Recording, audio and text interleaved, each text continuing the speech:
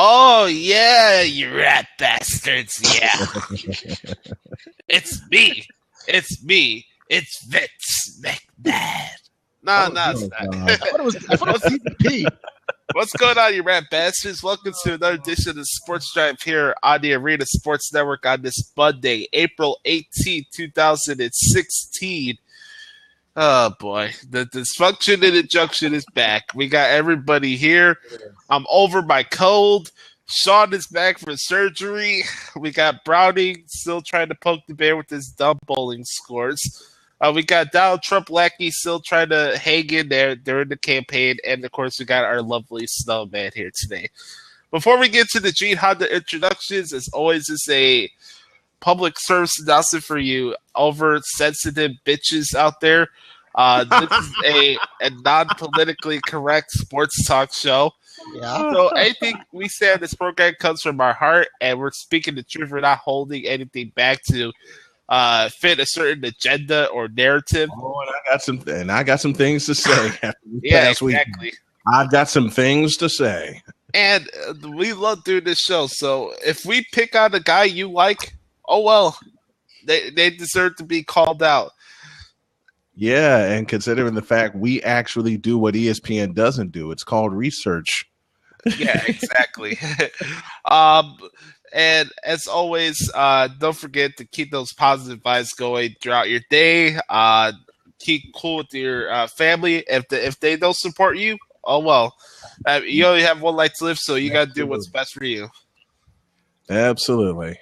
Anyways, let's get into this Gene Honda introduction today. Go for it, Josh.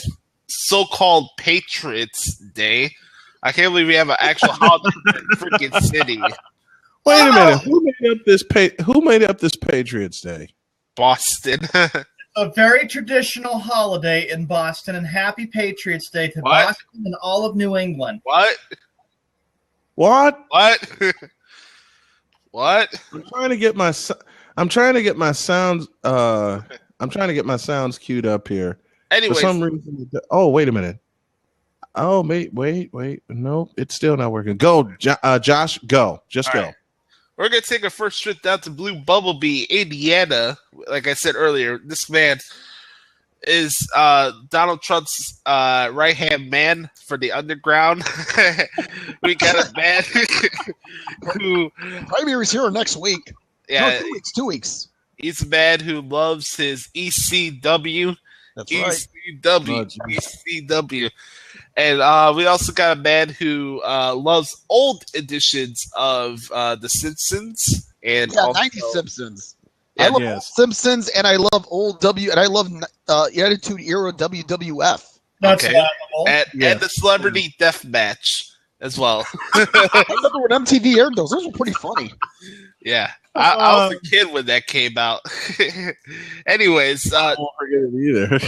Anyways, he's one of our co-hosts here. You hear him doing the shock stir, the Skippy Bayless Bash Hour. It's the big one himself, Frank Sprinkle.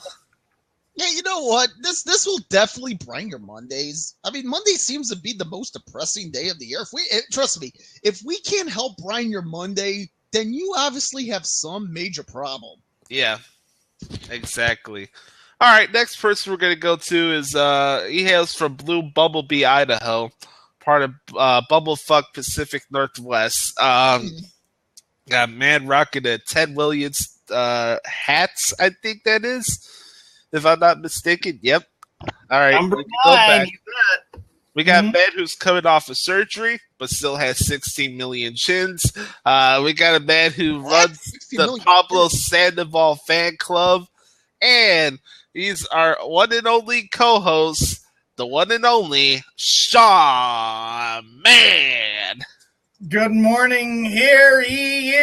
I am back all of a sudden from the and everything is good on this Monday. Happy Patriots Day out there to the wonderful city of Boston and to all of New England. Of course, everybody wonders why I've got the TV on, but it's also because Red Sox are playing the Blue Jays today. And I also have to say, it's great to be back with the guy who enjoys blue bumblebee outfits. It's good to be back with the guy who enjoys the Eagles, and it's good to be back with the guy who is a big fan of Stephen Curry. It is a great day and stuff over here. It's a beautiful day out here in the land of potatoes, Idaho. And you know what, Pablo Sandoval? You are a great human being and a great man. You deserve as much props all the time because you deserve that respect. Okay. All right. The last person we got to introduce here is one of our other fearless leaders here on the Sports Drive. He's a man who hails from Blue Bumblebee, Indiana as well, but he's a Chicago product, just like yours truly. He's a man who's a co-founder of the Exelon Files. And we call this man the Snowman, and the Snowman will try to convince you that the San Francisco 49ers will be 10-6 this year for some godforsaken reason. Man can try, Candy.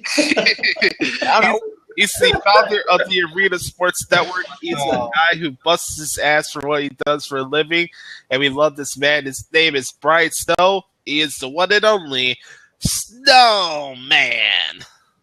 Good morning, everybody. Welcome to the Sports Drive on Arena Sportsnet. And Josh, you goddamn right. I'm gonna try to convince you the Niners are gonna go 10-6 this year. But look, the Niners will go 10-6, and the Patriots will go 7-9. Okay, I'd rather. I got them. I disagree with that. Yes. I got the Patriots. We'll get to that later on. We will get into that later. That was a playful shot at Sean. I had to take it. Oh, and by the way, Sean, let me take this playful shot also. Considering how the season has started, the best Sox are white, not red. You better believe it. You know what? There's some Good deal. Yeah, they're 8-4. Yeah. And listen, Todd Frazier in his sleep. And by the way, I haven't picked on Sean in a week. I'm going to get this shot out right. I'm going to get this shot out right now. And Sean, you know I'm kidding around with you. Joe Creedy with a broken back can play a better third base than Pablo Sandoval. You better believe it. But it's the bandit.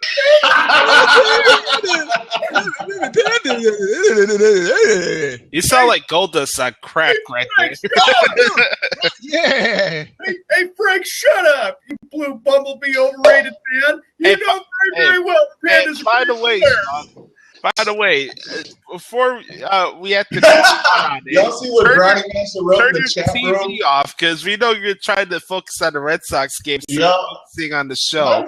You know what, Sean? Why don't you do what the rest of us real baseball fans do? Turn on WEEI and listen to the radio call while you're working. Hey, you know what? I have great news. I actually called into their Boston sports station on Friday, and I talked about Sandoval. What are you talking about? Did you give him the panda voice? Did you give him the panda defending voice? No, I didn't give Dale and Holly the panda voice when I called in. I just talked about how he is going to be such a trade bait, and hopefully somebody out there will pick him up or something. Well, you can feel that I'm only kidding about Panda. You know I am. Well, you can feel he's going to be a trade bait. Okay, I got something for Sean. This next video is what Pablo Sandoval looks like when he goes home. Oh, I cannot wait for this one. Oh, no. I cannot wait to see this.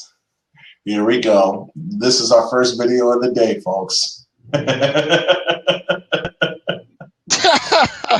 Oh, that's foul.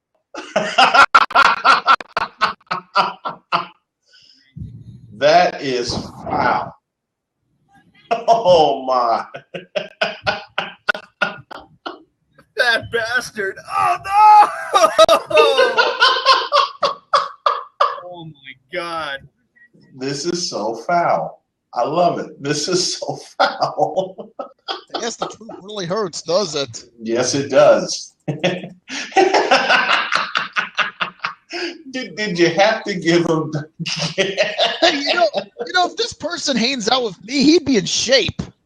I want chicken. I want liver. Meow makes, please deliver. I remember that. That part just cracked me up. Hey, Sean. Are we off and rolling yet, kids? Hey, Josh, I got a question to ask you. Hey, who deleted that? Wasn't me. I didn't press anything. I didn't delete it. Either, dude. That wasn't me. I'm going to ask you this, though, Josh. Who would win in a steel cage between Hornswoggle and Mini-Me?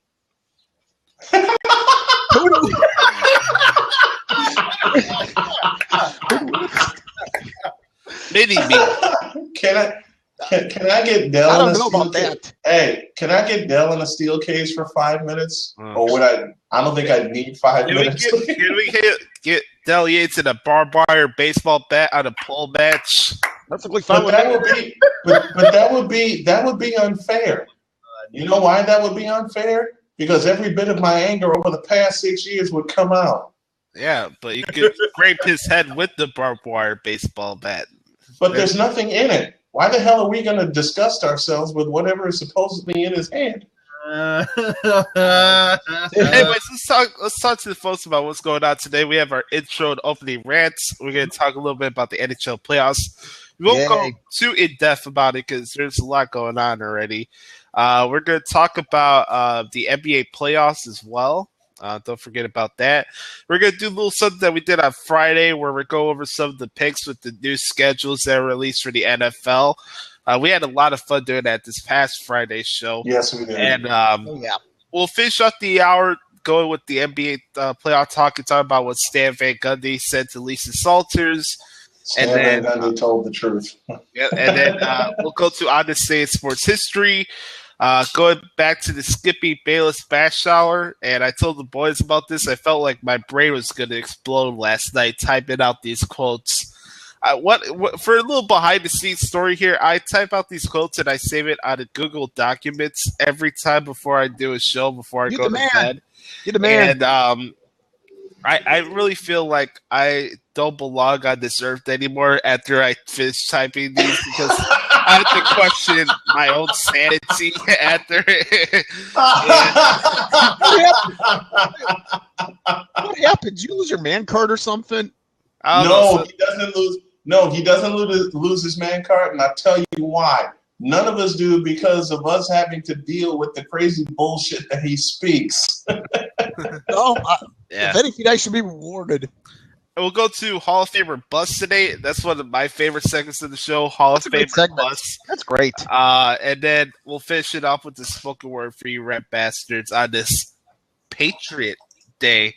Or the Idaho Walmart Express Center, or whatever the hell it is. I love it. Idaho Walmart Express. And Panda, if you're hearing me, you only props. Panda, if you're hearing me out there, you are a good human being and a good God. He is not overrated. Give the guy some class and give the guy some props while you can. I can't believe I gave you props. Hey, Panda, if Panda's a good guy, then Alex Rodriguez doesn't cheat.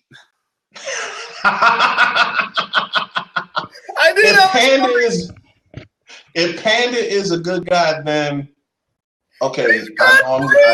Listen. Wait a minute. What I'm gonna say is going to get on some people's nerves, but I'm going to say it, and Josh is probably going to boot me, but I'm going to go ahead and make this comparison. If Pablo Sandoval is a great player, then LeBron James doesn't travel every time he has the basketball. That's a good one. Hey, so I got to ask you a question. How bad would you want Pablo Sandoval to come to your house for dinner? Don't ask that question. I would like it. I'd have a cheeseburger and some pizza ready for the guy. I mean, serve him some nice dinner. The son bitch would. Sean, boy.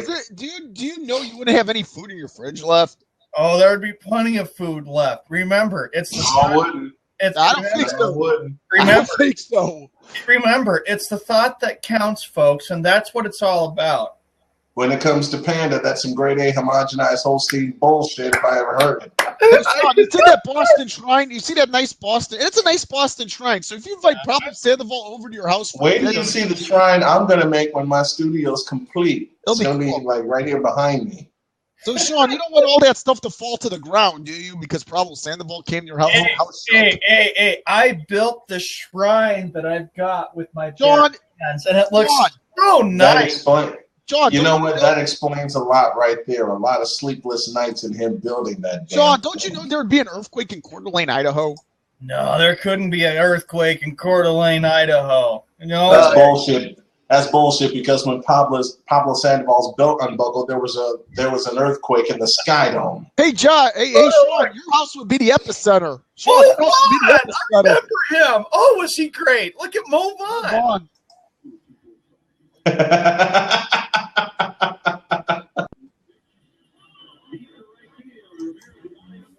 That guy had power. He was great. He was a first baseman. You know what? I guarantee you everybody would put the shift on him today if he were playing. I liked him. What a great player he was. Here you go, Snowman. Wait a minute. Isn't that song from NFL Films? Look at how he swung that bat. Go, Mo. Why am I hearing this song? This song's from NFL Films. This is not a baseball song. This is an NFL song. Yeah, you got to be kidding me. That wrong song. Sean. I grew up with Mo Vaughn. Yeah. Sean. Frank Thomas swung a better bat than Pablo Sandoval. And Frank Thomas was a big fella also. Frank Thomas had better bats. Look at the comparison. Pablo Sandoval's got 3 championships. Frank Thomas only won 1 championship. 3 is more than what have you done for me lately? Sean, what has he done for me lately? Instead of having this damn belt pop off on national television. The problem is with Pablo Sandoval having 3 championships. There's just one thing with that. He won them all in San Francisco, in case you haven't noticed. All right, let's get to our intro and opening rants, please. Okay. Let's. Fat bastard. Has anyone seen anagram on the court? No, yeah. Won't say a word. All right, who wants to go first? Let Sean go. He's got like 50 of them. All right. I'm going to rant on my favorite team in NBA called the Boston Celtics. Browning, shut up. Shut up being an overrated bowling player. We don't want to hear it. Okay, anyway, we continue right along. Celtics, next time, if you're down by 3 points, never foul a player with 36 seconds left in the game. You could still hold that team and not give up and not foul them. That was a real stupid thing. Even Brad Stevens' body language was really, really bad. Do not do that. Yeah. Especially in the playoffs. I'm proud of your comeback. But playoffs? What am I? Playoffs? You kidding me? Are we talking playoffs? Playoffs? Yeah. But that's the point. Do not foul when there's 36 seconds. I mean, you would be PO'd too if you saw your favorite team battle all the way back. You miss a 3, and then you foul, and you're in the penalty, Celtics? Come on. That's stupid. And that would be me after the Detroit Pistons yesterday. And y'all know I hated the Pistons because of the bad ones. Secondly, yes, Dan Van Gundy, you are a smart person for what you said. But we're going to save that later on. Yeah. Thirdly, I'm also going to say, NBA, stop being so biased and stop being such a fixed league, because apparently the point is that you are screwing up this league. You're missing calls. The Celtics got screwed on 4 calls on Saturday night. And I said, and you know what? I commented on my book face today. That's what I call Facebook, book face. Okay. I commented on it, and I said, no wonder why this league has really gone to heck. Because apparently NBA teams are getting screwed. And, of course, the Cleveland Cavaliers are the team that's getting away with every goddamn call. And the Pistons were getting screwed yesterday. I'm sick and tired of the fact that you see NBA teams that are just getting flat out screwed by bad officiating. Well, that's my I agree. My comments in the chat room echoes your last statement right there. Yeah, it is. John's right. On that, Josh. I agree with you. That's my opening rant. Let me go next with my opening rant. And my opening rant is directed toward ESPN. And I got to send a shout out to one of my good friends, Maxwell Ogden, who runs a group on Bookface called 2 Minute Warning. His statement was the following, and after I looked at this graphic, it's very, very true. Do you know how many writers there who work their asses off. Do you know how many writers there are who work their asses off, myself included, and barely pay their bills every month? Yet it seems like every time I check one of the graphics made by their well-paid employees, there's a damn error. Seriously, how many dozens of posts have we made in 2MW, 2-minute warning, about this? Now, this is the error. Kawhi Leonard was named Defensive Player of the Year, back-to-back years. Okay? Kawhi Leonard, the list they have of back-to-back Defensive Player of the Year, Kawhi Leonard, Dwight Howard, Ben Wallace, Alonzo Mourning, Dikembe Mutombo, Akeem Olajuwon, Dennis Rodman, and Sidney Moncrief.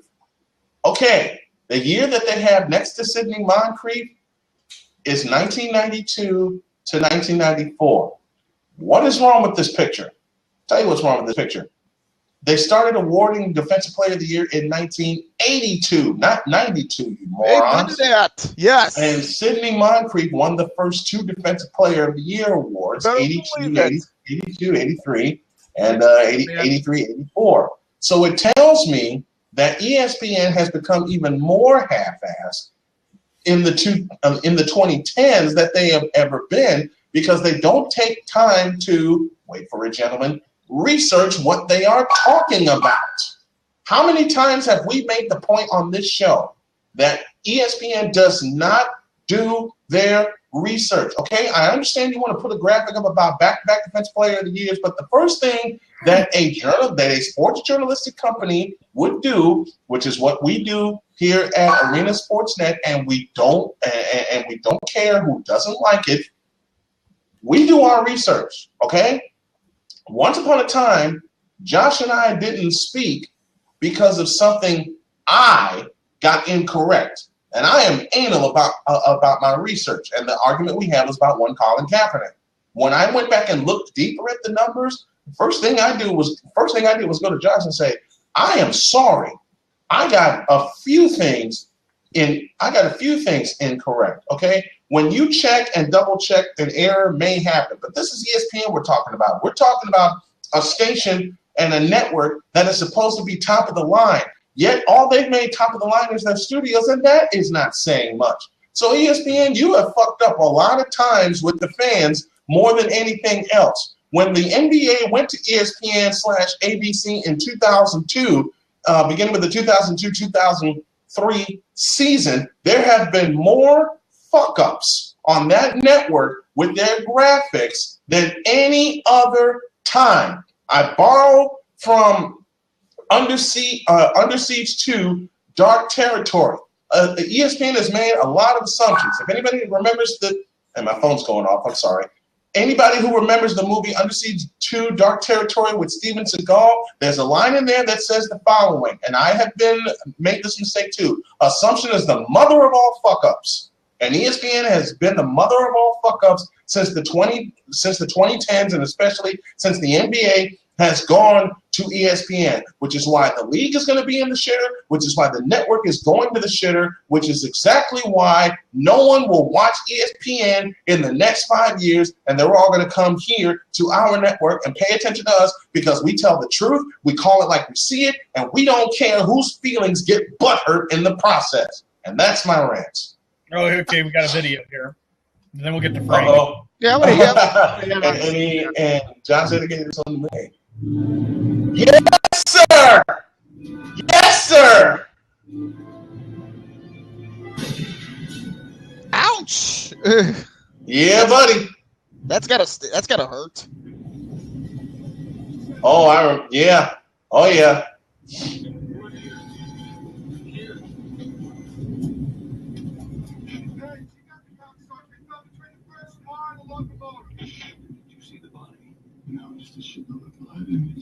Yep. Pow!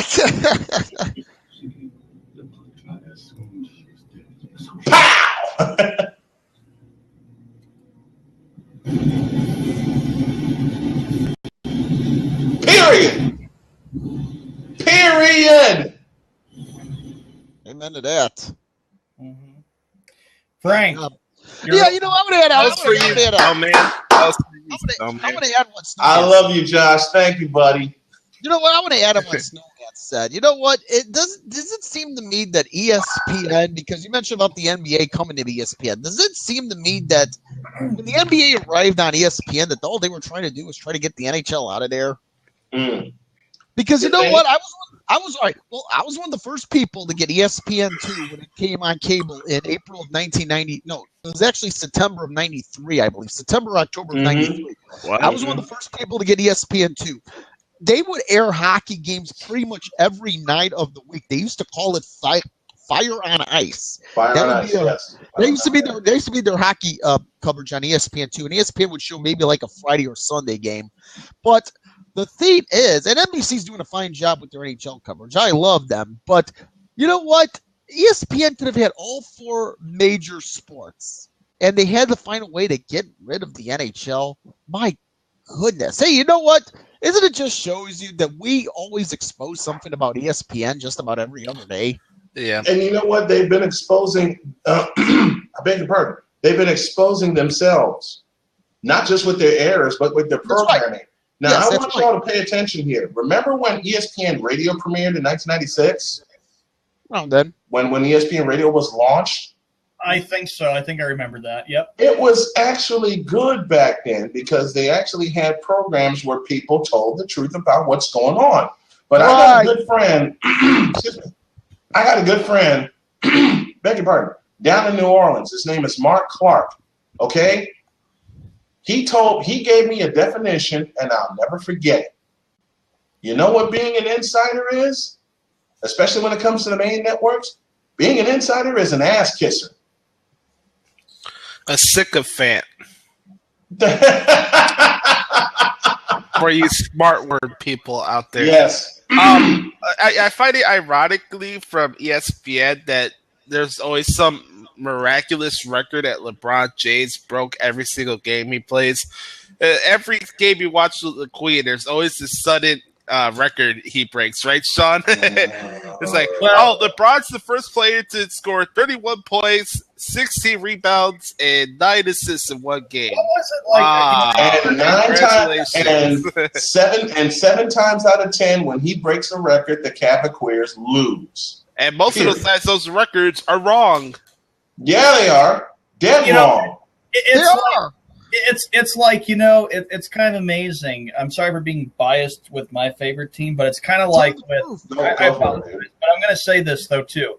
It's kind of like with Bill Russell and Wilt Chamberlain. It would be like when I read about stats about how Bill Russell would always win if Wilt Chamberlain had the most rebounds or the most points. It would always say Wilt Chamberlain has 50 rebounds, 55 rebounds against the Celtics, but yet they lose. It's the same thing with LeBron James. And you know what really also irks me too? It was like a few months ago. They made a big deal about this too. And they made national media.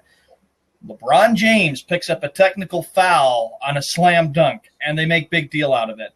Big stinking deal. Like I've said, time after time, they are so obsessed with this prick. I'm sorry. LeBron James is an effing prick, and I'm so tired of it. That's all right. You call whatever you want. Frank, what was your rant? Did he get to it already? Oh, yeah, and I just want to say this. Getting back to what I was going to say about ESPN. Of course, you know what? Once they got the NBA, they did not pay much attention to the NHL. They still don't. But you know what? NBC does a fine job with their program. Okay, and speaking of the NHL, that is my opening rant. Listen. The NHL has 4 different national options in the United States when it comes to showing their games. They got NBC Sportsnet. Yep. CNBC, USA Network, and the NHL Network. Now, I don't expect the Blackhawks to be on the NHL Network. They're a lot better than that. But the fact is, why is it that over the weekend, Friday and yesterday, you have some pretty good start times for the Blackhawks Blues playoff series? Friday night it was 7, and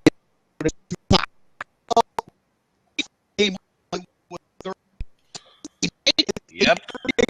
That bothers me. That pisses me off to no avail here, because the NHL should know better for the people in Chicago and St. Louis. And I'm speaking for the Blues fan just as much as I'm speaking for the Blackhawks fan here, that an 8:30 start time on a weekday is completely wrong because you have people that have to get up for work and school the next day. So wait, let's get you a tissue. So you like? Hold on. You like the 8:30 start time on a Tuesday and Wednesday? Hey, when you gotta play a game, you gotta play a game. How about those guys that go travel with teams to the West Coast and have to play? It's not about the players. This is not about the players. I'm not talking about the players. I'm talking about writers and media that have to stay up to the wee hours of the morning to cover a West Coast game. I'm not thinking about them. I'm not thinking about the writers here. I'm thinking about the fans. I'm thinking about those that have to. It's called the DVR. If but you it's can't watch the whole DVR, the rest of the fucking game. The playoffs. You think I should have turned this into a debate? Yeah, should we? We already had this debate last week, and I won. Oh, okay. No, we didn't have that debate. It's about the playoff format, and I don't think you did win. I won. Yeah, okay. Dude, I'm sorry. Sports. The ratings show that it works at this time slot. So you go with it until it stops. I didn't complain one time when the Hawks went to double or triple overtime in the playoffs last year because this competition, it should go that long. But no. This is about the start time, Josh. You gluey hump, you. My issue is not the start time, but my rant. This one's gonna go to the NBA. Actually, now go ahead. Okay. Can somebody explain to me why you go from a game on Sunday with the Cleveland Cavaliers, and then their next game is Wednesday? I don't know. Is it Wednesday? Arena availability? Is that having to do LeBron with James needs 3 days off to play his next game. Which prompts a question. Which prompts a question. How come LeBron James gets 3 days off to rest, and Stephen Curry only gets 2? That's exactly why. That's exactly why the NBA playoffs are such an absolute joke and that's why it goes so stinking goddamn long. Maybe it would have been better if we would have never gone to the best. Oh, this is a ripoff. You know what, Josh? You would have best of 5, best of 7, best of 7, and we would still get done by middle of June. Instead, we're going to late. Guys, I got to say something. I'm on the Quicken Loans Arena website. I'm looking at their events calendar. There are no events scheduled for tomorrow or Tuesday, much less. Josh, you are right. This is a complete joke. This is the NBA being criminal to kiss the rear end of LeBron James and give him 2 days rest. Because Quicken Loans has no events tomorrow or Tuesday, so they could play this game on Tuesday. LeBron is a prick. He's a stupid, arrogant, lousy little prick, and the guy. And the Miami Heat also have to wait till Wednesday for their next game too. Okay, have you guys noticed that the schedule? You got Miami and Cleveland. Well, you know what they're making. So you're telling me that the NBA does not want to see the Heat versus the Cavaliers in the Eastern Conference Finals this year? Please tell me that they. Thank you. They're not going to try to do that. Josh, you took the exact thought. Excuse me. You took the exact thought out of my head. Because they are pining this to be a Miami versus Cleveland Eastern Conference Final, which I hope doesn't. You know what, Sean? This one's for you. You know who I hope winds up in the Eastern Conference Finals? I hope it's the Detroit Pistons and the Boston Celtics. Hey, that'd be pretty entertaining. You know what, buddy? I want to take this back to 87 and 88 because the Pistons and Celtics would be a much more competitive war in the Eastern Conference Finals than the Miami Heat and the Cleveland Cavaliers. The worst case scenario is that if that does happen, you know what would end up happening if Miami and Cleveland play in the Eastern Conference Finals for reals? Listen to what I'm saying here, gentlemen. Listen to what I have to say. Okay. This would be a chain reaction. The reason why I would say it, LeBron would be going up against the former team that he helped win 2 championships. Right. And it would drive me nuts that everybody would be talking about, what kind of reception is this prick going to get when he goes back to Miami? They'll boo him because people were very upset saying, bandwagon fans. Yeah. Well, that's people who go for this stupid, lousy LeBron James, and I'm sorry, Browning, he's stupid. I don't care what you say. He's a stupid idiot. Look, Ronnie's hurt. Loser wherever you go. I'm going to take my talents here. I'm going to take my pounds there. I'm just like, shut up already. Hey, Brody, you like to rip Roman Reigns, right? You like to rip Roman Reigns? Roman Reigns has more talent than LeBron James does. And yeah, he's a wrestler. You know something? You know something?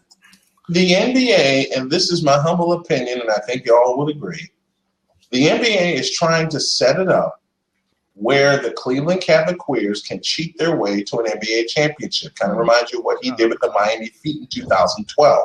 Mm-hmm. So what? The NBA officials? As a matter of fact, I go back to 2011, East Finals, Heat and Bulls. I still hold the conspiracy theory that the Bulls were robbed out of the Eastern Conference title. They won game one. Remember, they won game one in the United Center in that series. You're going to tell me that the Bulls won game one by 21 points handily, and the 4 games following, Miami actually got their act together? That's bullshit. There were so many bullshit calls, and Sean, I'm going to come to you here in a minute. There were so many bullshit calls in games 2 through 5, including what turned out to be the clincher in game 5, that LeBron James was able to get away with so much that you can't help but think that the Bulls suffered the same fate in 2011 that the Sacramento Kings suffered in 2002. Period. All right. I want to do something really quick here because we got to go to our NFL picks and do the SVG thing. So what I'm going to do is I'm going to go a quick wraparound of all the playoff series that are going on right now for NHL and the NBA. So for those who don't know, I actually do on the side as a hobby to keep updated with all these teams. I do recap articles. Mm-hmm. So if you want to see it, it's in the chat room.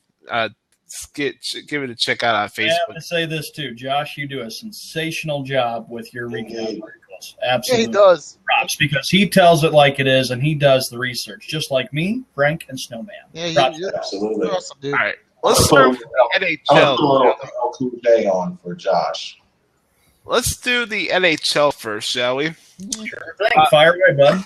We'll start off with the Eastern Conference. We have the Red Wings coming off a win last night, but they're still down 2-1 against the Tampa Bay Lightning. Game 4 will be Josh, I'm going to stop you a minute. I'm going to have to do a quick reset, and I'll come back in about 2 minutes, all right? I'll be right back, Emma. All right. Go ahead, Snowman. Well, that series, real quickly, the Lightning and the Red Wings, that anytime you're down 0-2, Game 3 is the must-win game. You have to win it. Otherwise, you realize if you're down 0-3, you are in a big giant hole. So big win. I bet you Tara's happy. Win that series. Tampa Tebow's happy. Tampa Bay will win because you know what, guys? Detroit. This is a team that has had their heyday. I'll tell you what, for Detroit to be in the playoffs every year since I think 1991, that has been remarkable within itself. But you know what? Time comes where you start to age, and this team has aged considerably. All right, the next one. The Rangers beat the Penguins again yesterday. The Rangers have a 2-1 lead over the Penguins. Wes is not happy. Who cares about what Wes feels? Who cares? You know what? And I have to say this, too. The Penguins, for some reason, over the last few years against the Rangers, have had so much trouble trying to beat them. You know, and I have to say this, too. I still don't care. If they would have been – I have to say this, Frank. If the Penguins would have had Game 2-1, and if they had not lost and played so sloppy in Game 2, they would have been in a much better advantage. I think they're in trouble. I think the Penguins realize the pressure is on them, thinking, look what happened to us last year. We lost in 5 games to the New York Rangers. Same situation. Actually, last few years. I just don't know. They're probably thinking, boy, it's a jinx where we just can't beat the Rangers in the playoffs. All right, I think this team has become better since Alain Vigneault has been the head coach. The next one here, we have the Islanders. They won in overtime yesterday, 4-3. They have a 2-1 lead over the Florida Panthers. The Islanders are now playing at the Barclays Center. So, hey, at least something good has happened at the Barclays Center. Unlike this the is true. Hey, can you guys hear me okay? Yeah, we hear you fine, so man.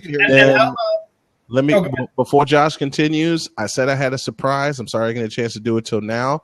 Our programming is now presented by Cleaver Supplements. Woohoo! Got that deal Thursday night. Cleaver Supplements, pure supplements when genetics are just not enough. Josh, continue. I was just gonna say though, can the Panthers still come back and win this series? I guess. The Florida it'll Panthers. be a long series. Yeah. Anyway, the last one for the Eastern Conference side for the NHL, we have the Capitals up 2-0. The series is now moved to Philly tonight, and they're going to look for a 3-0 lead tonight. So, how funny would it be if the interesting. Flyers? How funny would it be if the Flyers came back and won 4 in a row and gave Alexander Ovechkin heartbreak? That'd be pretty funny. What happened? I would love for that to happen. we got a couple surprises here. Surprises. The San Jose Sharks are up 2-0 against the Los Angeles Queens. And they stole home ice. Who cares? This is San Jose Sharks. Wait a minute. They stole home ice, though, from Los Angeles. I care, Snowman, because everybody thinks the Queens are going to win the cup this year. But we have to realize this with the Sharks. I think they've had this before happen to them. They got to realize if they get up 3-0 very fast in a series, you better finish it off, because I'm telling you, there has been some history against them where they have blown a 3-0 lead. I can't remember which series it was. I think it was a few years back. So they sold home ice. The Sharks came back from 3-0 down against the Detroit Red Wings. Yeah, that's right. Thanks, Snowman. You corrected me on that. Next one, we have the Nashville Predators up 2-0 against the Anaheim Ducks. I'm shocked by that. I'm not. You're not? The reason why Nashville's going to win that series is because they're not playing the Blackhawks. And when Nashville sees the Blackhawks in the second round, we're going to sweep their ass. They got to win tomorrow, the Blackhawks. We'll talk about that, though, when we get there. Minnesota gave their asses kicked by the Dallas Stars 2-0. Not surprised there. Minnesota sloppy with the puck, and Dallas has really revitalized the city after the fact that they had some years that were bad for them. Even though I always remember Mike Madonna. Hey, is the Mann family mad at the Minnesota Wild? I need to know. You know what? The Mann family is kind of down because the Wild are down 0-2 and the Twins are not. Oh, God. Oh, please. The Minnesota Twinkies. The Minnesota Twinkies. Twinkies. Twinkies. I love Twinkies. All right. Does anybody like deep fried? Why did I open my mouth? I'll be right back. All right. The Blackhawks are down 2-1. They lost yesterday 3-2 against the Blues. Deep fried Twinkies are great. The Blues got their game-winning goal thanks to a power play in the middle of the third period. But Hawks are down 2-1. The series is not over, so we'll see what happens. You know what? And with the Blackhawks, you got to realize this. You don't panic. We've seen this Blackhawk team do it before throughout the years in their 3 cups they've won. Always when they get down 2-1, they don't panic. They realize, look, we've been in the situation. We can come right back and win 3 in a row. I saw what they did in 2013. It broke my heart. 2010 to the Flyers, and, of course, last year, and, of course, other than the Stanley Cup Finals, they have been – Tarasenko guy for the Blues, man, is killing them. He keeps getting all these assists and goals, man. You need to block that guy already. Jesus Christ! I have to ask you all this too, since Josh and Frank and finally I get a chance to speak. Finally, you all live in the Chicago area. The mood, is it high or low? I mean, are they like saying, you know what? It's no big deal. The Blackhawks have been down 2-1 before, and they've come back. I'll answer that question. All the Blackhawk fans that are as confident as they were last year when we were down against Nashville, they're saying it's no big deal. Game 4 is in our house, and we're going to put a foot in their ass. Period. I think there's a quiet. By the way, Sean, in response to the Minnesota Twinkies, I have one of these. All right. Let's go to the NBA. Sure. Shall we? No. Why? It's rigged. Unfortunately. Why? Why? It's rigged. It is rigged. Why are we talking about rigged sports? Hey, NBA is supposed to be the real sport, right? Allegedly. That's some grade A homogenized Holstein cupcake bullshit. Yeah. By the way, WWE Sean, the Twins suck. WWE does better sports entertainment than the NBA. That is so true. There, yeah, you better believe it. You know what? Props for that. Man, the Mann family would say, "We're gonna win, Twins. We're gonna score." You need to shut up, you freaking hump. Yeah, dude. All right, here we go. The Twins haven't done any winning since they blew the piss out of the Metrodome. Oh, God. Hey, do you think they missed the Metrodome? Okay. Anyway, the Cavaliers are up 1-0 against the Detroit Pistons, unfortunately. Also, Detroit got screwed. Of course they got screwed. Listen to Stan Van Gundy's comment.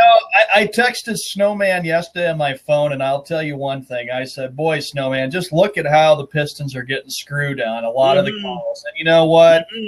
Cleveland can go screw themselves. They were lucky that they won. Kevin Love got lucky to hit the threes, and I noticed that there were so many missed calls against the Pistons. I said, that's why the stupid league is so frickin' biased.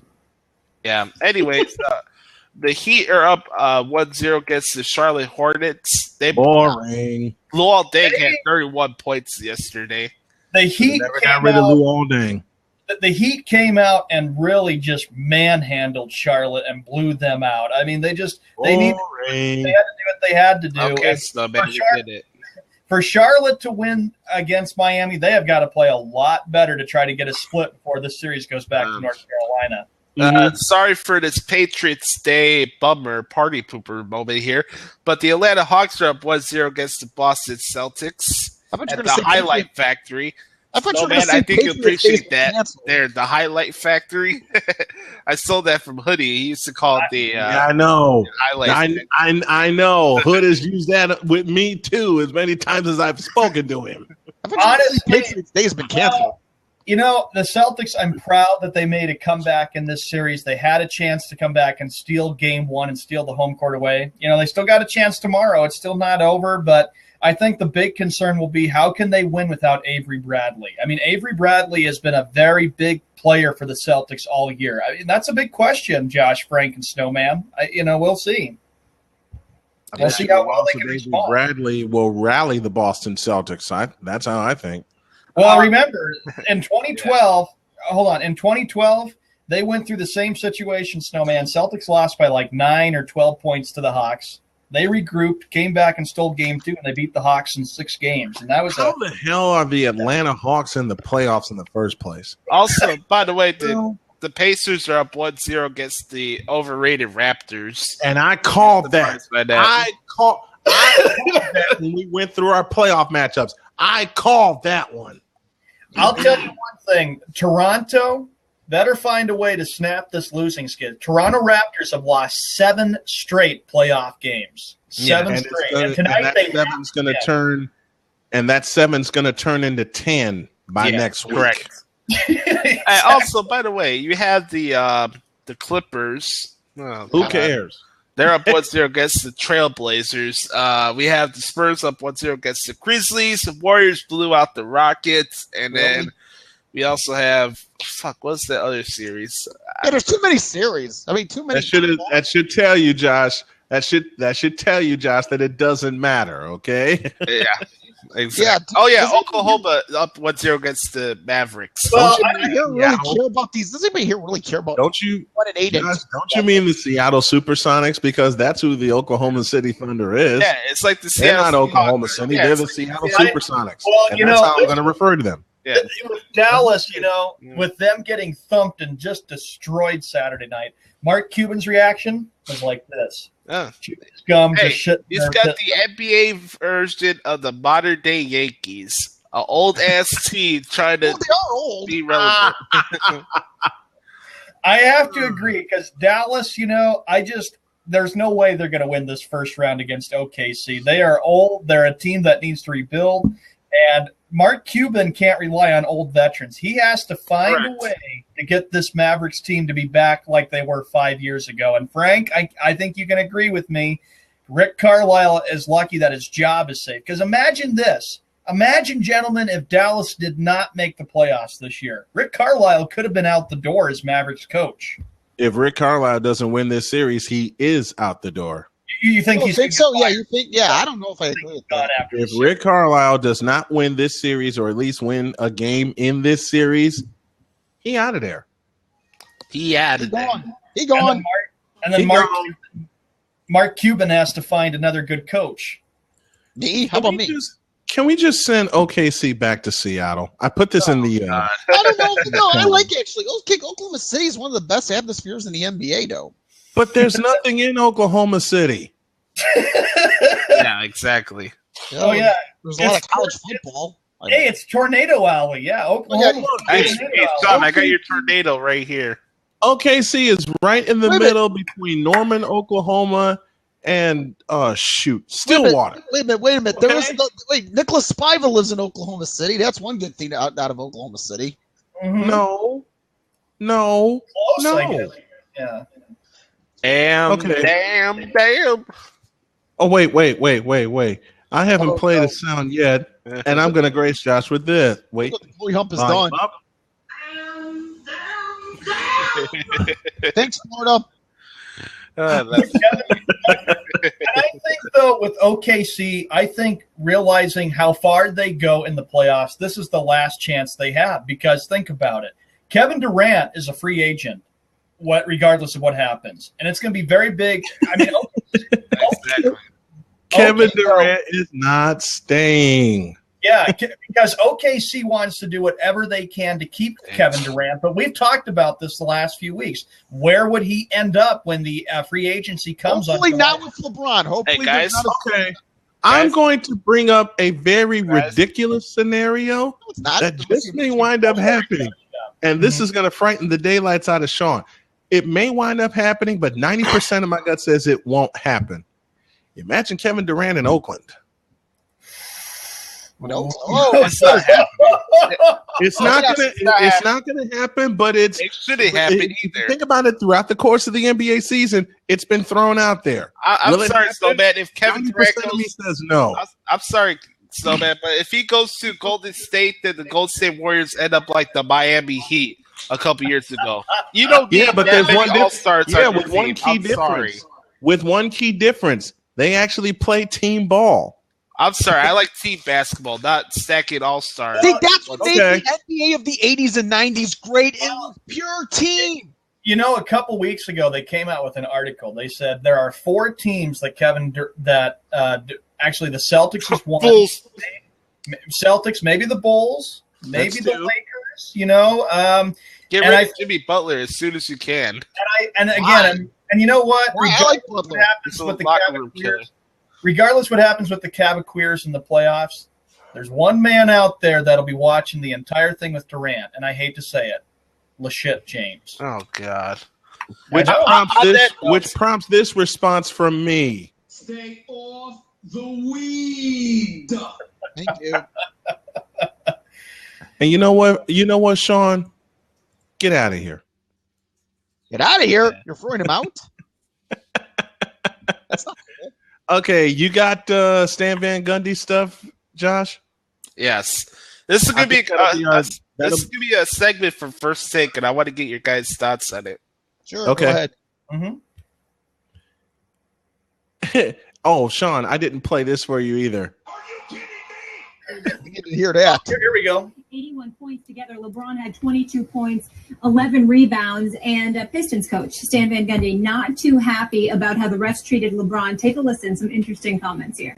Oh, yeah, we got to hear this. Them upset our guys. You know, they've got to understand LeBron's LeBron. They're not going to call offensive fouls on him. He gets to do what he wants. They got to understand that. Oh. So Stan Van Gundy says they won't offensive fouls on LeBron, and he can do whatever he wants. Skip, to stand up a point. And the main reason I loved it, not that it was just great theater for us to watch. I about fell off my couch at that point. But he's right about what he's saying. LeBron is going to get those calls for 2 reasons. Number one, just because he is LeBron James, and he's earned a lot of those calls. But no, he hasn't. As you well know, LeBron at about, what do we call him, 260 pounds, is a flat-out locomotive barreling down the lane. And it starts to remind me of Shaquille O'Neal in his prime when he was unreffable. It was too hard to figure out who did what to whom in real time. It was happening so quickly and so violently Did Shaq initiate? Did the defender, bless you, initiate the contact? And that's how LeBron is, that locomotive barreling down the lane. I only wish that the refs could have heard what Stan was saying early in the game so that it might have influenced slightly, planted some subliminal seeds in their minds late in the game, because I give you 4 minutes left with the Cavs up only 94-92. Could we see this play, please? Where LeBron locomotives down, barrels into the lane. Caldwell Pope gets in his way. I thought he was trying to get out of his way. I thought it was just a flat-out run-over offensive foul. And not only did they not call an offensive foul, they called a foul on Caldwell Pope while LeBron was appearing to be passing to the corner, and they made it a shooting foul. Is that not a pass? I think it's Kevin Love in the corner. I can't really tell.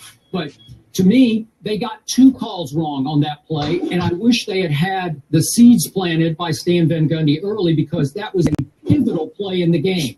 The ball could have gone the other way with Detroit having a chance to either tie or go ahead. And remember, about 30 seconds later, my man Reggie Jackson, I'm a big fan, Reggie, completely lost his poise, walked to a referee and just begged for a technical foul after he thought he got slapped on the right hand as he went up to shoot by Shumpert. Right. Maybe he did, but you can't do that. You can't melt down right in front of your teammates in the world on ABC.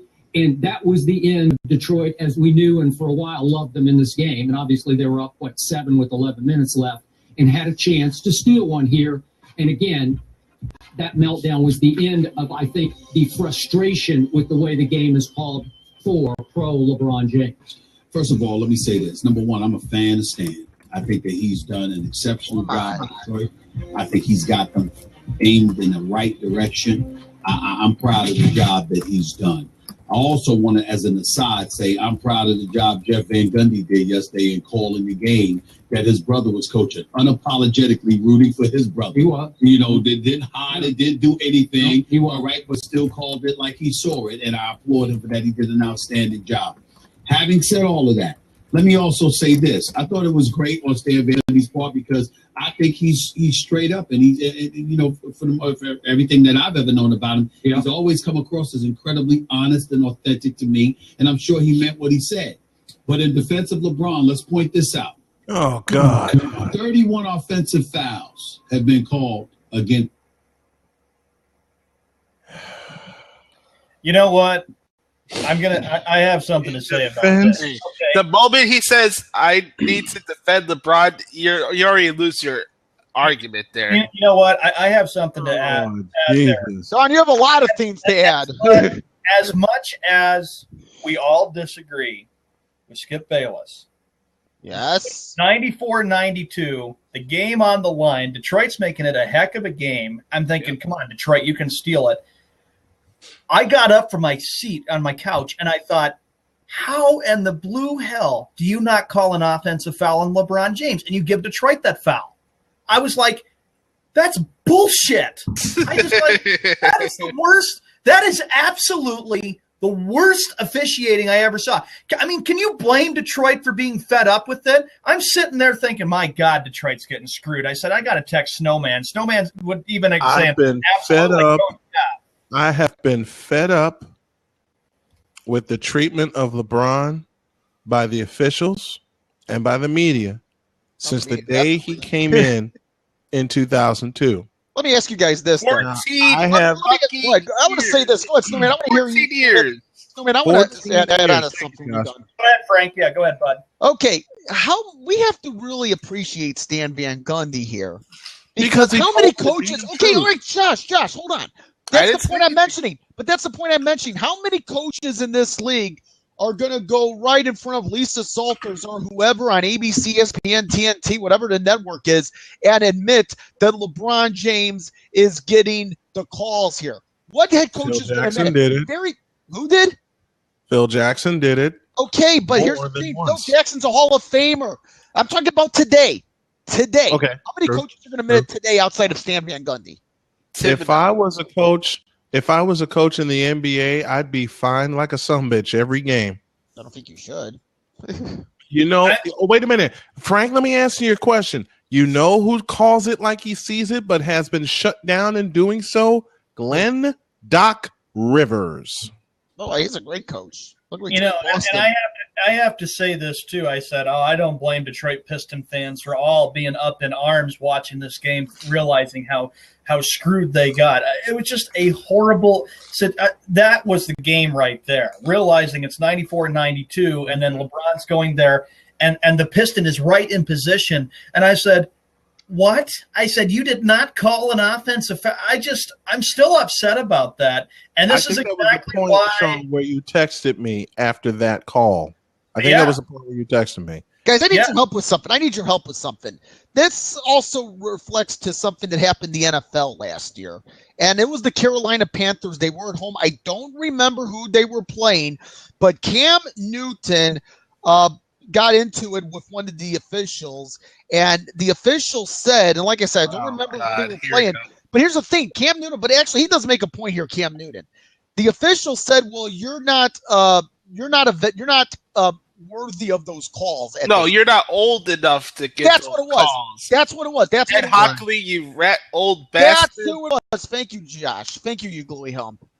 Oh, yes, that's right. And that was, I think, we ripped them. I forgot all that. That was like week 2 or week 3. Yeah. And they were at home. Carolina was at home, and they were battling, and, of course, they won the game.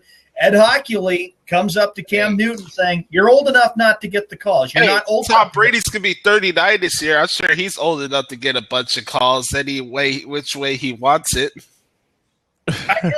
It just makes me sick how much how the NBA has just changed so much, and how they are wanting this NBA player to win. Oh, sorry, Snowman.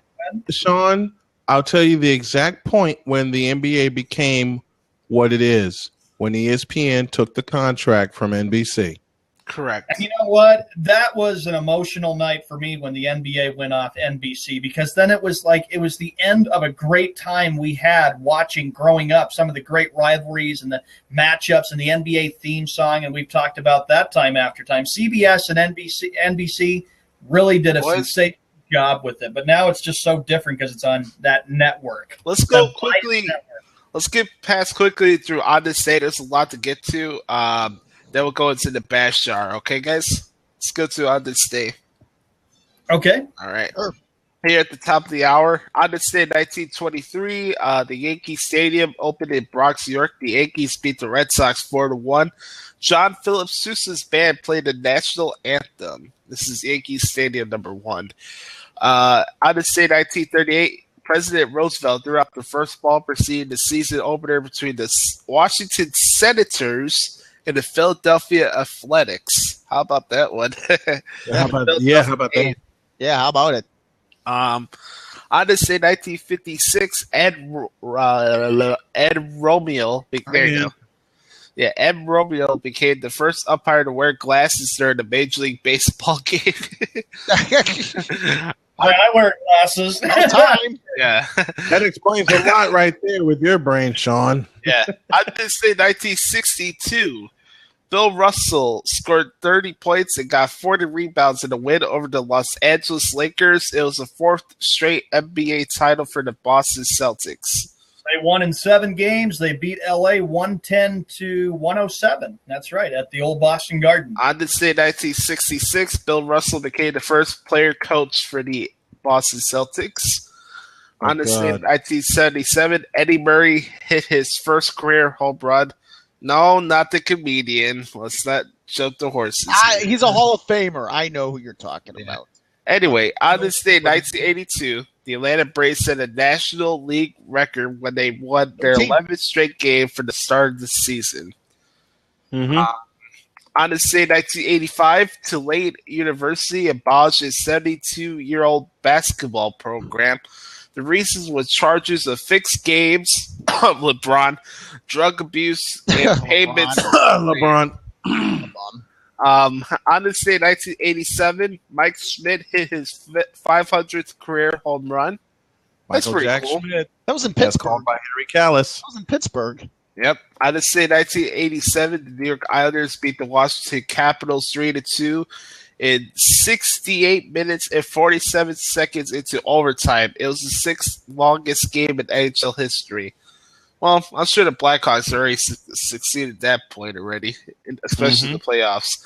I'd say 1995, Joe Montana retired from the NFL. For those out there, on this day, 1999, Wayne Gretzky played his final NHL game. Pretty cool. On this day, I got two more. This one will make Snowman sad, and then the next one will make Snowman happy, actually. Okay? On this day, 2005, it was announced that NFL's Monday Night Football would leave for ABC in 2006. Yeah, and then on this day, 2007, Mark Burley threw a no-hitter against the Texas Rangers. Yes, the Texas Rangers. That game. I do remember that, too. Only runner he allowed in that game was Sammy Sosa with a walk, and then 2 pitches later, he picked him off.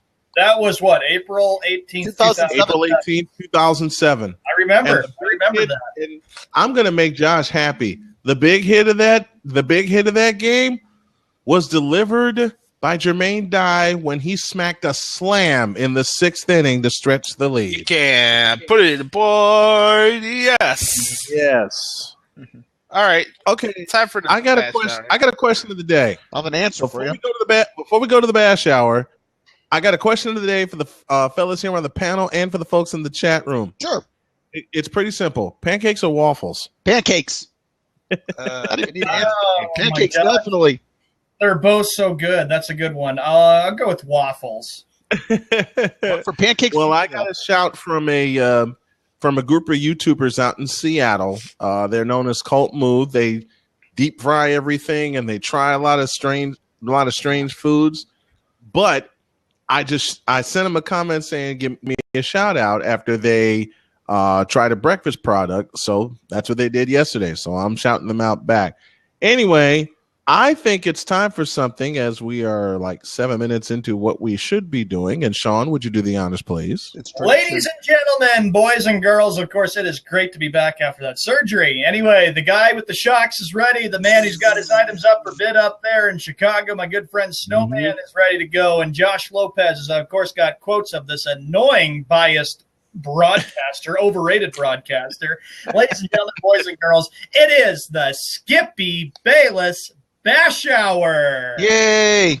How many mice do we got today? How many shocks? How much torture? Oh, man. We got 2 baker's dozens. We got 24 mice today. Oh, that's kind of up. Hold on. Is your theme ready, Snowman? You got the video up there and loaded too? The real stars fight back? It is time for the Skippy Bayless Bash. Skip Bayless talks crap all day long, and now it is our turn. We all know Bayless is a moron, but now the real stars are back. It's too quiet. Yeah. Yeah, it's Monday. Come on, blast it. It's Monday. I'm trying to blast it. Hang tight. Hold on, everybody. Okay. I'm going to try this one more time. But you know what? We're wasting time. Josh, go. Yeah, let's wake the neighbors up. I'll fix the sound while we're going along here. Josh, go. All right, let's do it. All right, Skippy Bayless said that bye. And thus we begin. There we go. Yeah, indeed. My Golden State Warriors looked amazing against the Houston Rockets. I agree. They did. Whoa, hold it here. What's up, Gary?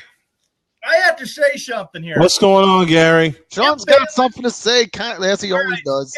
Skip Bayless, what makes it right for you called them my Golden State Warriors? You've been bashing the crap out of the Warriors the entire year, and now you're saying my Golden State Warriors looked amazing against the Rockets? Shut up! Well, come on, Sean. Skip Bayless is your Sean. Bayless is your everyday bandwagoner. Yeah, okay, exactly. Goes for the winner. He bashes he's bashed the daylights out of the Golden State Warriors for the past 2 seasons. Yep. In favor of his dick riding Cleveland Cavaliers. And when the Warriors whoop their ass, the worst fair weather fan. Thank you, Gary. Thank you, bud. the worst fair weather fan. And when the Warriors whipped their ass, like they're going to do again this year, when the Warriors won it all, he had nothing to say. Skip Bayless, until you decide to become a real fan, shut up. Hey, you know what? I got to tell you this. Oakland is one tough city. Skip Bayless will not last 5 minutes in Oakland. Oh, yeah. And you know what? When they lost last 5 minutes in Oakland, just watch. Skip Bayless wasn't hiding. He went in hiding after the fact that the Cavaliers got knocked out in 6 games. Yeah. Skip, stay out the Viagra while you're at it, too, at the same time, please. Anyway, next one. Skippy Bayless said that bye. No, not again. Oh, boy. Oh, well, it is what it is. My Cleveland Cavaliers played a great game against the Detroit Pistons yesterday. That's some grade A homogenized Holstein cupcake Twinkie bullshit. Twinkie bullshit. I don't know. It was rigged. You know what? There you go. Thank you. It was a rigged game. And another thing I ask. Yeah, are you kidding me? Exactly. Yeah, are you kidding me? Wait. What's Gary up, says Bobby? Toronto should even the series with Indiana. Gary, I got news for you. Indiana's going to go up 2-0 in Canada. I'm sorry, Gary, but the way the Raptors look right now, they 7 straight postseason losses. Yeah, that is hurting them. Hey guys, not to change the subject, but isn't it odd that say what you want about the Raptors being the playoffs, but isn't it odd that they're in the playoffs and no NHL Canadian team isn't? First time in a long time. Goodbye, Frank. By the way, I don't know about you guys, but I don't know if it's me, but I hate when I listen to sports talk radio shows and the fans call in and they're like, first time, long time. Hey, I'm a first time, long time. You know what? First time in a long time. And Frank, I exclude you from this statement. Sure. First time in a long time sounds like some fair weather Cub fans I know. Exactly. Oh, I agree. Oh, yes. Yes. It also sounds like that's why I excluded Frank, because he's a long time Cub fan. But I'm a realist. And this is the first time I get to play this week. But Josh, your favorite word? Hey, hold up. Let me pause you right there. Hey, Frank, you don't have to say you're a realist. Just say what you have to say. I hate when people say, "Oh, I'm a realist. I'm honest." Here's the thing. A lot of people don't believe it. That's why I have to clarify, because we live in this world where people just don't believe it. Who gives a fuck what they think? Just say what you need to say. No, some people are just plain old stupid today, Josh. You know that, you glowy hump. I know. Anyway. Oh, one of my buddies who's gotten me accustomed to blab is here. Bobby Shadow's in the house. Bobby Shadow in the house. Antonio, Gary. Hey, how you doing, Bobby? What up? Follow Shadow if you would at Shadow3413. We had a nice talk, and he's getting me situated. He said he'd help us pump our programming out. And Shadow, thank you very much, man. Thank you for coming on. And let me go ahead and say this. I know I said Josh would bring his articles to Arena Sportsnet. I will do that on one condition. We're going to phase out the print and bring in the audio and the video, because it's what's drawing people now. Professional blabbers in the house professional as blabber. Well. What's up, professional blabber? Thanks for joining us. Now, Josh, this is for you. There you go. All right. For those who are just tuning in, we're doing our infamous Skippy Bayless Bash Hour. So if you have any comments, put it in the chat room by all means. Is it famous or infamous? What is it? All right, next one. Yeah. Skippy Bayless said that bye. Oh, Lord. My Boston Red Sox need to get their stuff together. John? Wow. You know, this is exactly why. This is exactly why we have this. This is exactly why, Skip Bayless, you need to shut your goddamn yap. Okay, because let me tell you, It's early in the goddamn season. They're 6-5. That's, okay, it's one game over. I mean, they've been playing better of late. Don't give me that crap and say they need to play better. Okay, it's not your Red Sox. You only go for and you've never been a Boston sports fan. I know more about Boston sports than you do, you dumb idiot. I agree there. This next one's going to piss Sean even more off, actually, to be honest. No. Okay, I'm leaving. Let me. Oh no! Oh, there goes Frank. Bring him in, though, man. Let me thank Bobby Shadow again for not only helping me but helping a lot of blabbers out and pumping our programming out there. He always helps us. Let me give a reminder. Today's show brought to you in part by Cleaver Supplements. Cleaver Supplements, pure supplements when genetics is not enough. That's what, Skip Bayless. That's just like Skip Bailey.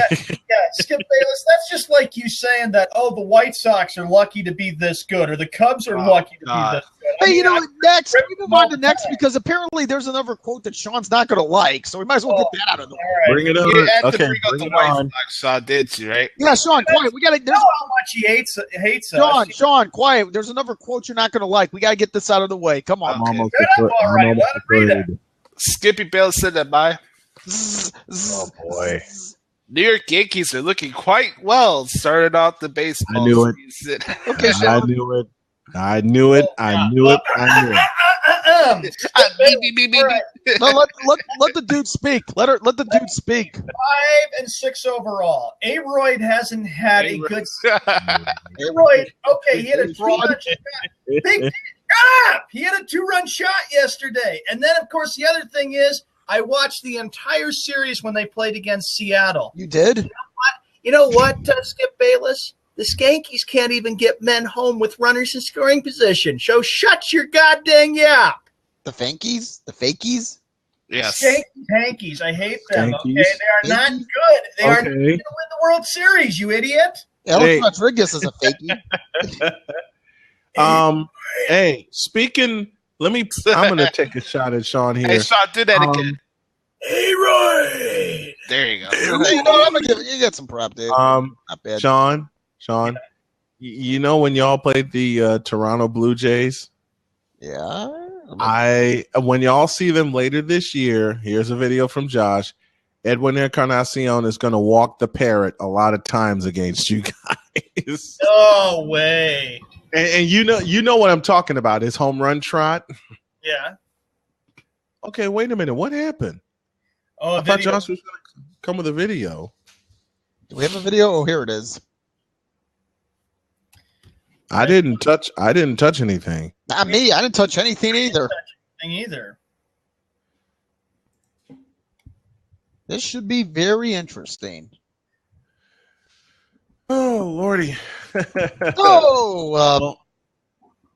Let's see this. Come on, let's see. There we go. Trying to get things straightened out and trying to give the Tigers a couple of. Oh, wow. Why are we honoring stupidity?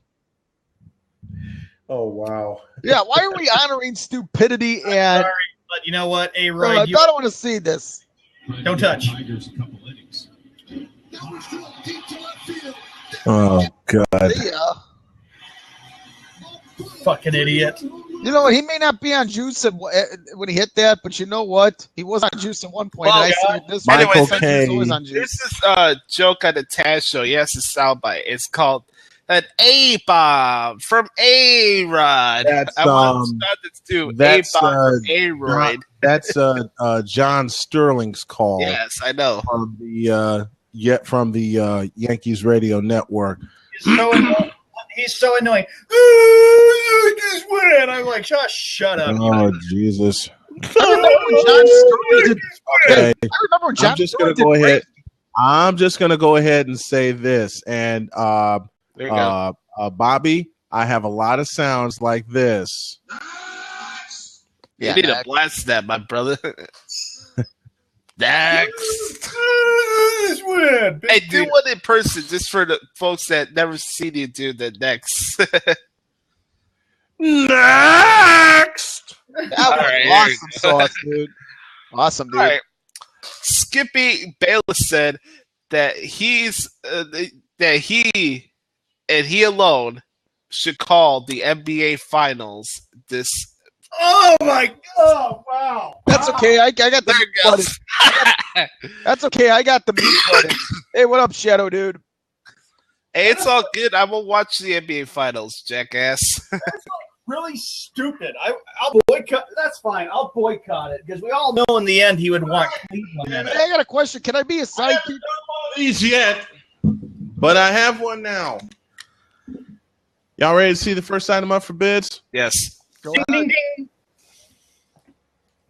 Oh, I take God. those every day. I do take those every day. Let's have some fish oil. My doctor recommended You fish know oil. why? You know why I brought out the fish oil? No. Because it's Skip Bayless's brain right now. Exactly. I think this next one's going to get Snowman round up in his gears. Wait a minute. Look at Shadow. Loose. You know what? Let me piggyback on what Shadow says. One of my favorite parts when Jay Leno did headlines was, when Jay Leno did the Tonight Show was headlines. I remember this sequence. Here's something to go along with the buffalo crap. It's mink stool. Okay, let me cue this up. Go for it. There you go. All right. Skippy Bayless said that LeBron James is the best all-around rebounder and paint scorer in NBA history. And Frank just left. Frank left. Yeah, Josh is sitting there like, wow. Okay. What is that, Snowman? What type of bullshit is that? Okay. That is some- Okay. He said that LeBron is the what? The greatest rebounder and paint scorer in NBA history. Not only is that some grade A homogenized Holstein cupcake Twinkie ding dong bullshit. Yes. I have my next item, and Bobby, you're gonna get a kick out of this. I have my next item up for bids. All right. Hey, I got a question. I just sent a link. Can somebody play it, please? I'm having a hard time playing it. Just please. It's 30 seconds. Why do I put this up here? Because if you read the final word, it describes LeBron. Right, guys. Kicking. Is there anyone out there who still isn't clear about what doing drugs does? Okay, last time. Oh, God. Your brain. Yes. Yes. Yes. Any questions? Still isn't clear about what doing drugs does? Okay. Thanks, Chloe Hump. Thanks, dude. All right. You were guys ready for the next one? Go for it. Yeah. Skippy Bayless said that at Super Bowl 51, Yes. Oh, God. In Houston. we'll see my Oh, no. This ain't the Cowboys, is it? Cleveland Browns versus my Dallas Cowboys, right? Yep, Dallas Cowboys. He's great. Obviously You know what? He really is on drugs. Oh, my God. That's the miracle Super Bowl. I love my job. I love my job. We're playing grocery game right now. Correct. Like they do on The Price is Right. Okay. Now, the object of the grocery game, as everyone knows who's watched the show, you got to buy between $20 and $21 worth of stuff, right? Yep. I think a few of these will make between $20 and $21. Oh, God. Because why am I saying a bunch of this? Because this is what is in Skip Bayless's brain, and it's seeping into his blood. I agree with Gary. And look at Gary says he's a Cowboys fan. He knows that they're not going to the Super Bowl. Oh, but come on! According to Skip Gary. Bayless, according to Skip Bayless, we have to have the Browns and the Cowboys in it because to add entertainment. Oh yeah, RG3 versus Tony Romo, the battle of broken collarbones. You know something? Tony Romo, and look, Gary's a Cowboy fan, but I think what I'm about to tell him is the most truest statement ever. Yep. Tony Romo's legacy, if you want to call it that, is defined by a fumbled snap. Correct. I will never. The Seattle. Y'all remember that field goal snap against the Seattle Seahawks? That is Tony Romo's legacy, if you want to call it that.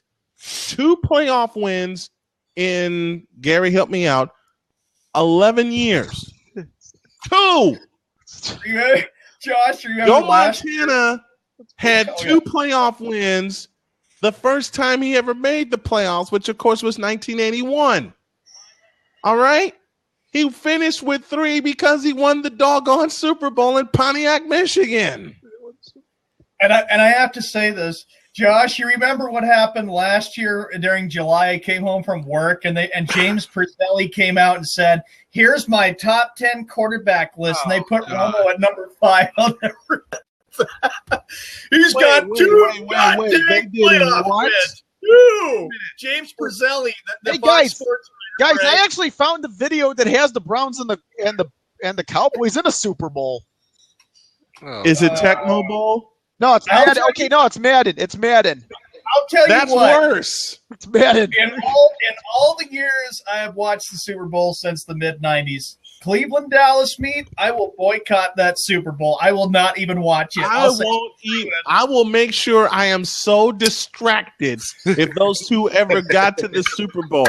I will make sure that I have so much other stuff to do and to watch. I don't care how they call it Super Sunday. If the Cowboys and if the Cowgirls and the Cleveland Clowns made it to the Super Bowl, that is a Super Bowl I will never watch. And I don't think I got this for you, buddy. I got this for you. Now, it's not Super Sunday, it's Super Shit Day, and they're going at the Shit Bowl. Okay, that's what it's going to be called. You know something? If the Cowboys and the Cowgirls and the Clowns ever met in a Super Bowl, Cowgirls and the Clowns, I would boycott it and not watch it. I won't even give Westwood One credit by listening to their radio call. And I don't think my dad nor my daughter would mind. Next!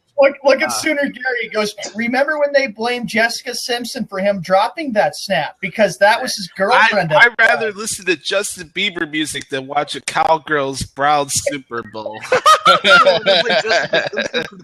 Jessica Simpson. The Cowboys, Gary, I hope you are not offended by this statement, but the Cowboys have not had a legitimate elite quarterback since Troy Aikman. Yes. Period.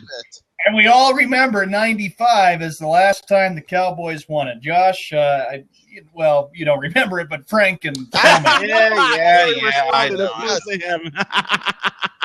Yeah. And remember what Jerry Jones. I was actually in Michigan watching that Super Bowl. Jerry Jones. There you go. That's pretty right there. Thank you. Yeah, thank you. Let's move on.